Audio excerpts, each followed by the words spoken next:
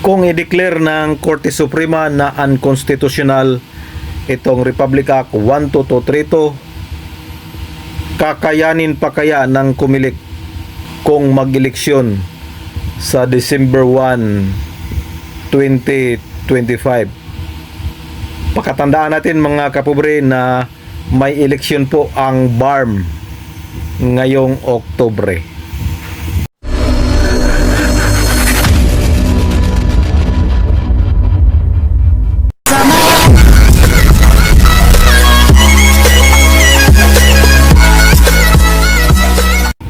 Hello! Good afternoon mga kapobre.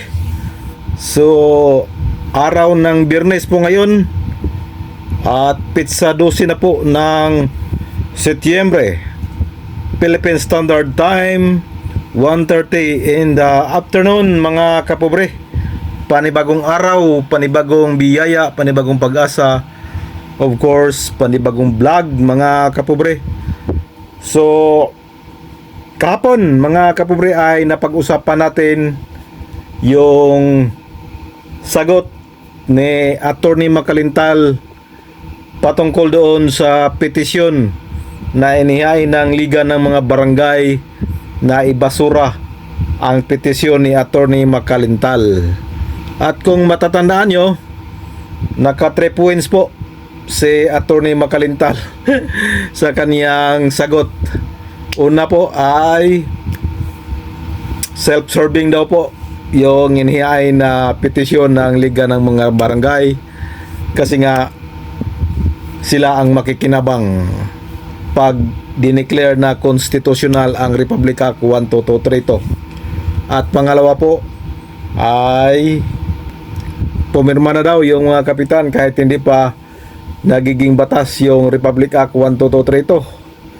At ang pangatlo ay pare-parehas lang daw ang nilalaman ng kanilang petisyon kahit po magkaiba ang probinsya ng mga barangay kapitan.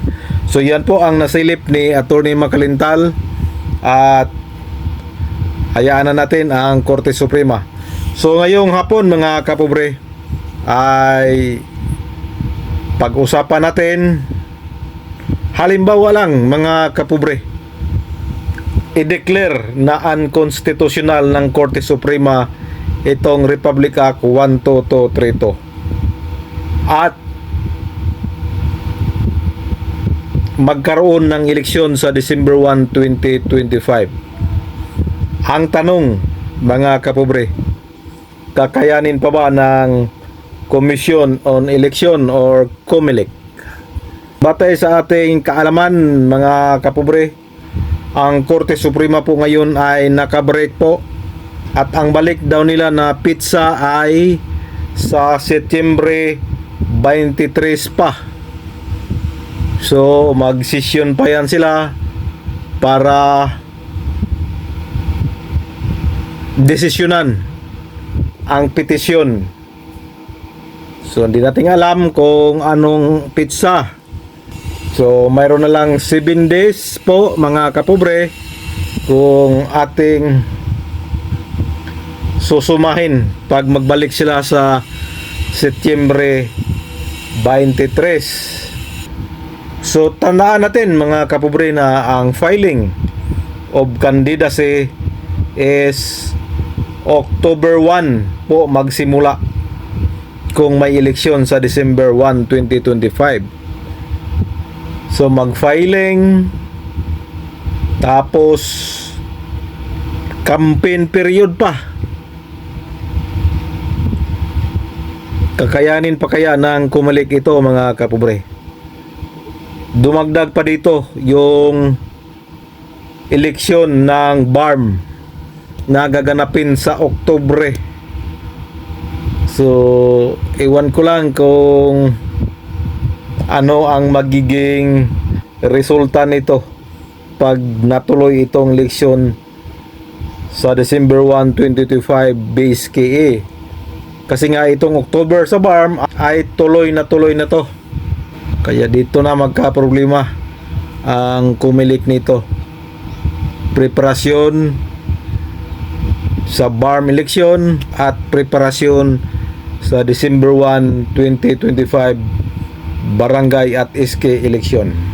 So ilang buwan na lang mga kapobre. Kung ating susumahin ay 2 buwan na lang po. October at saka November. Huwag na nating kwintahon yung December kasi nga December 1 ang magiging eleksyon.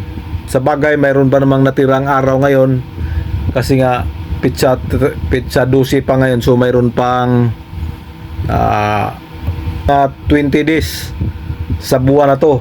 Kaso lang hindi ito magagamit ng Korte Suprema kasi nakabreak sila sa pitsa 23 pa ang balik ng Korte Suprema.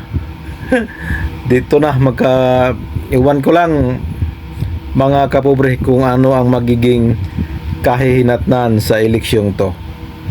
Pero panigurado hahanapan ng remedyo yan.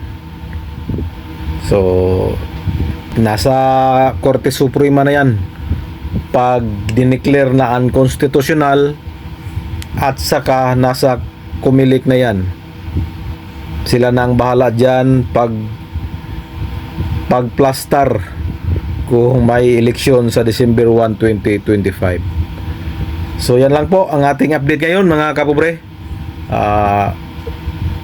Quick update lang habang hinintay natin yung magiging desisyon ng Korte Suprema. So hanggang dito na lang, magandang hapon sa inyong lahat.